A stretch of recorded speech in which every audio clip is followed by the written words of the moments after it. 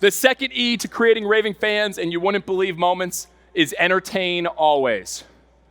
And I know this is a challenging concept. You're looking at a crazy guy in a yellow tuxedo. What do you mean, entertain? Well, the definition of entertain is to provide enjoyment. It's to provide enjoyment. P.T. Barnum said the noblest art is that of making others happy. So today, I'm going to look how in your firm, in your industry, how can you map the moments of a customer journey? Map the moments of the experience. What are the stages of your experience? From the first interaction to the last.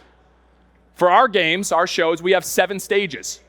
The first impression, you might see us on social media, website, on the internet. That's the first impression. Then the next one is our parking lot. What's our parking experience? Then from there, you come into our concourse. What's the concourse in the stadium? That's a stage. Our grandstand is a stage. The field is a stage. The post-game plaza party is a stage. And the last impression is a stage. So what are the stages for your experience, and how do you make sure it's entertaining or providing enjoyment? Or is it just the same way you've always done it? This is what's happened. Now they play the retainer. Now they do this. Here's the paperwork. The same thing as always. That's hard to create, you wouldn't believe moments. So think about the first interaction. For us, we said, all right, when people are buying a ticket from us, how do we make it a little different?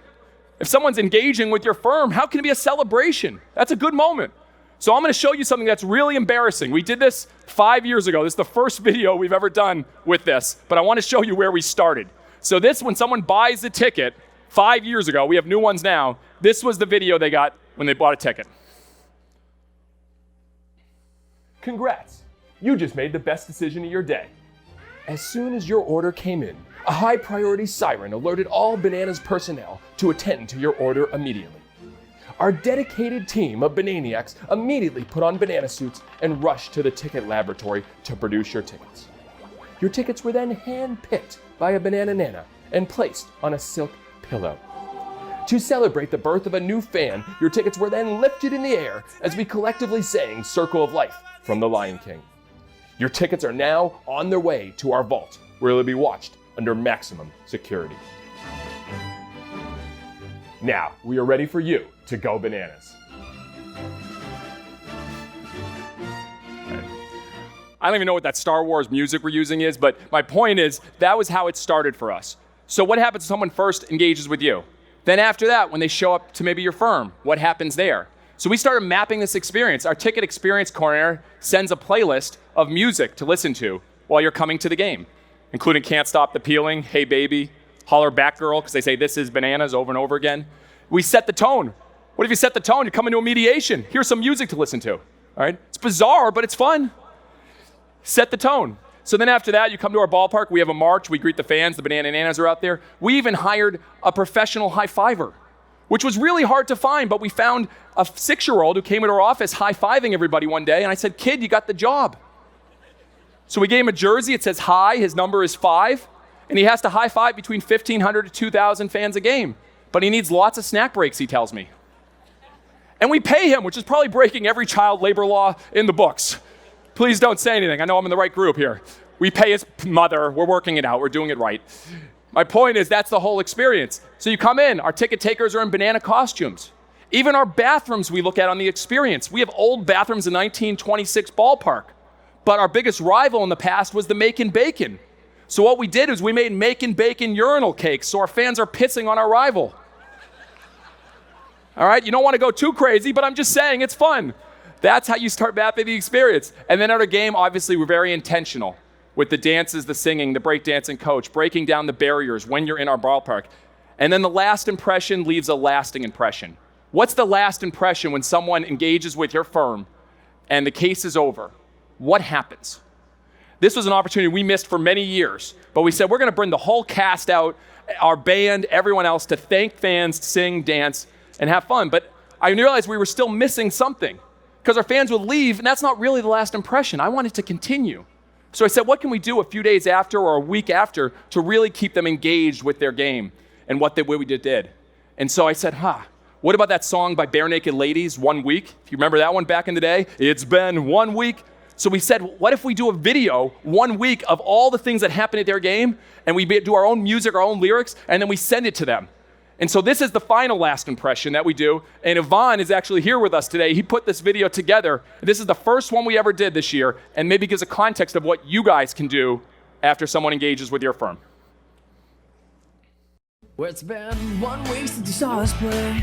You watched players dancing in a funny way. 5 days since we saw you leave, and the banana band was playing Stand By Me. 3 days since you sang along at the top of your lungs to the songs in the sing-off. Yesterday, you were humming the tune of Hey Baby with your mom in the living room. Banana balls a little faster, you're thinking after. What the heck did I just see? Was that a still or a kill? You're so surprised you sort of spill. It's not a problem, cause it's all that you can eat. Banana baby lifted like a lion king. It's kinda our thing, it's the way we kick things off. Coach does a little break dance, you feel the romance when he's twirling to a love song. Gonna make a break and make a play, they're shaking what the month gave you wait to see it, but you like the party animals. Gotta see the chokers and you'll know the status quo. He's gotta go and making changes, and I know you think it's radical. How can we help it if our team's name isn't fruit? Trying hard to be tough, but it's still cute. We're the type of team with a couple cheer squads. One is nanas and the other one is dad bods. Thank you for coming and partying. Is it cool if we say that you're a fan? It's been 1 week since you saw us play. It's been 1 week since you saw us play.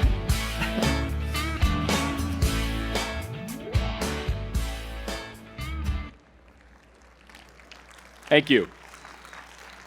Not bad. That took 7 years to finally do for the first time. And I know there's some good video people that you're working with here. There's opportunities to do that, to create a you wouldn't believe moment. We got a 60% open rate on those videos, and we're not trying to sell anything. We're trying to create fans. That's what it's all about, trying to create fans. And what about if something goes wrong? Which, again, as someone who's worked in business as an entrepreneur for 15 years, that happens pretty regularly. And with thousands of fans, we're engaged with over 500,000 fans a year. There's lawsuits, there's challenges. How do you deal with that? When something goes wrong, how do you prepare? Well, yes, we have those, but also one of the biggest things that happens bad at a baseball game is a thing we call rain. And so how do you have a script for that? So Zach, who's here today with us as well, our director of entertainment, he put together a 3-hour rain delay script. So if it's gonna rain, we are ready for 3 hours to entertain fans. And I'll never forget when Ballpark Digest came to our game, we didn't play, and they said it was the most fun I ever had at a baseball game, and they never threw a pitch. It's kind of a dig at baseball, but that's what we did. We made it fun. And so when something goes wrong, do you have a script of how, hey, sorry, we've been so bogged down, we weren't able to get back to you in this time, but hey, here's what we're doing. And have that preparation from your whole entire firm to create a you wouldn't believe moment when something goes wrong. We do the same thing when it's raining at our ballpark. We line up our whole team and our staff and our interns to walk people to their car. And I remember we had this intern who was with us for 2 weeks, just two weeks when she started in 2017. And her name was Laura. Her name is still Laura. And we're walking people to their car, and I watched this older gentleman come up, and he says, "Can I have a walk?" And so she puts the umbrella over him and walks him, what I thought was to his car.